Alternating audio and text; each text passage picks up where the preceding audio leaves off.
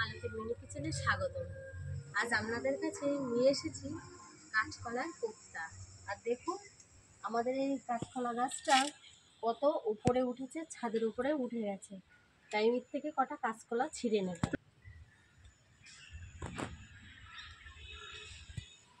আর এই কাঁচকলা দিয়ে আজকে আমরা কোপ্তার রেসিপি করে দেখাবো।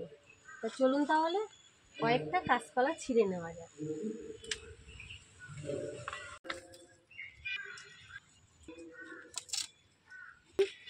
একটা ছবি তুলনি। এতগুলো কাঁচকলা ছিঁড়ে নিয়েছি, চলুন তাহলে রান্না করা যাক।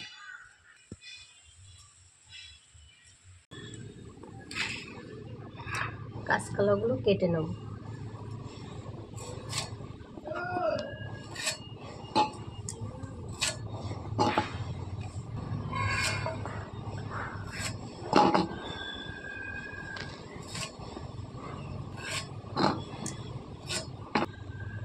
আলুটা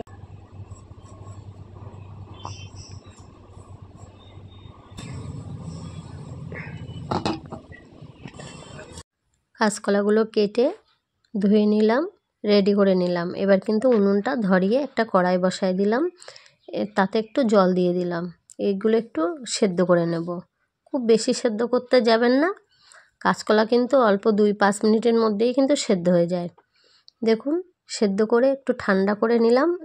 এবার কিন্তু কলার উপরের খোলাগুলো আমি ভালো করে ছাড়িয়ে নেব। সব কলাগুলো একে একে ছাড়িয়ে নিলাম। এর ভিতরে আলু 2 পিস কিন্তু এর ভিতরে হাত দিয়ে ম্যাশ করে দেব। আলুটাও খুব সুন্দর সেদ্ধ হয়ে গেছে। সব একসঙ্গে কিন্তু এগুলো বেশ ভালো করে একটু মেখে নিতে হবে। এবার দিয়ে দিলাম পরিমাণ মতন হলুদ গুঁড়ো, 1 থেকে 1.5 চামচ মতো লঙ্কা গুঁড়ো, পরিমাণ মতো লবণ, 1 চামচ জিরের গুঁড়ো ও একটু আদা বাটা। আর দিয়ে দেব 2 থেকে 3 চামচ মতন ময়দা। এটা বার্নিংয়ের কাজ করবে, যাতে এটা একটু টাইট হয়ে যায়, যেহেতু কাঁচকলাটা কিন্তু একটু নরম। সব উপকরণগুলো একসঙ্গে বেশ ভালো করে মেখে নিলাম।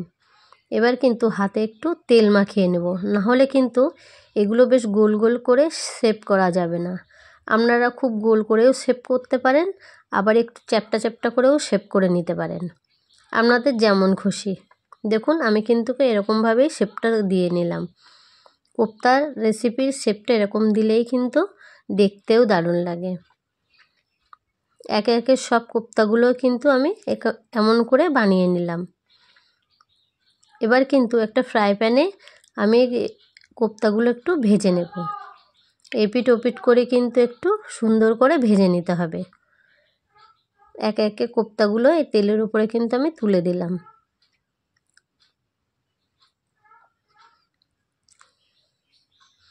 এবার একটু উল্টে পাল্টে কিন্তু এরম লাল লাল করে ভেজে নিলাম। দেখুন কতটা সুন্দর লাগছে দেখতে। নিরামিষ দিনে এমন একটা কোপ্তার রেসিপি হলে কিন্তু খুব ভালোই হয়, আর খেতেও কিন্তু খুব দারুণ লাগে। আপনারাও এমনভাবে বানিয়ে বাড়িতে খাবেন। কম খরচেই কিন্তু রেসিপিটা খুব সুন্দর। কড়াইতে দিয়ে দিলাম পরিমাণ মতন তেল, দিয়ে দিলাম জিরে ফোড়ন আর একটা তেজপাতা ফোড়ন। এবার দিয়ে দেব আদা বাটা। আদা বাটাটা দিয়ে বেশ ভালো করে একটু নেড়ে নিতে হবে। এবার দিয়ে দেব টমেটো পেস্টটা, 1 চামচ জিরে গুঁড়ো আর 1 চামচ ধনিয়া গুঁড়ো, 1 চামচ লাল লঙ্কার গুঁড়ো, 1 চামচ হলুদ গুঁড়ো, আর দিয়ে দেবো একটু কাশ্মীরি লঙ্কার গুঁড়ো। দিয়ে সুন্দর করে কিন্তু এটা ভেজে নিতে হবে। দেখুন কালারটাও কতটা সুন্দর এসেছে। আর আমার বেশ সুন্দর করে এটা ভেজেও নিলাম।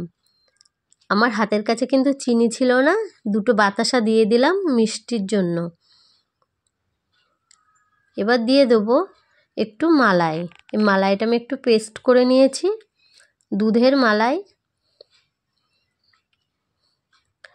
এটা দিলে কিন্তু নিরামিষ তরকারিতে দারুণ টেস্ট আসে। আপনারাও ঠিক এরকম একটু মালাই দিয়ে রান্না করে খেয়ে দেখবেন, দারুণ লাগে খেতে। এটা ধুয়ে কিন্তু একটু জল দিয়ে দিলাম। এবার বেশ গ্রেভিটা একটু ফুটে উঠলে এই ভাজা কোপ্তাগুলো এর ভিতরে আমি তুলে দিলাম। কোপ্তাগুলো আমার বেশ একটু ঝোলটা ফুটে উঠলে ওপর থেকে দিয়ে দিলাম ধনিয়া পাতাগুলো। ধনিয়া পাতাটা দিয়ে কিন্তু সুন্দর করে একটু ফুটিয়ে নেব, আর দিয়ে দেব পরিমাণ মতন লবণ। দিয়ে দেখুন ঝোলটা বেশ সুন্দর ফুটে উঠেছে। নামানোর আগে 1 চামচ ঘি দিয়ে দিলাম। আর হ্যাঁ বন্ধুরা, আমার এই রেসিপিটা যদি আপনাদের ভালো লাগে প্লিজ লাইক, কমেন্ট, শেয়ার ও সাবস্ক্রাইব করতে ভুলবেন না। সাবস্ক্রাইব করে পাশে থাকবেন, আর পাশে থাকা বেল আইকনটিটা প্রেস করে দেবেন। সবাই ভালো থাকবেন, সুস্থ থাকবেন। দেখুন বন্ধুরা, কাঁচকলার কোপ্তা রেডি হয়ে গেছে। কতটা সুন্দর লাগছে, খেতেও ততটা টেস্ট হয়েছে। আপনারাও বাড়িতে এমনভাবে বানিয়ে ফেলুন।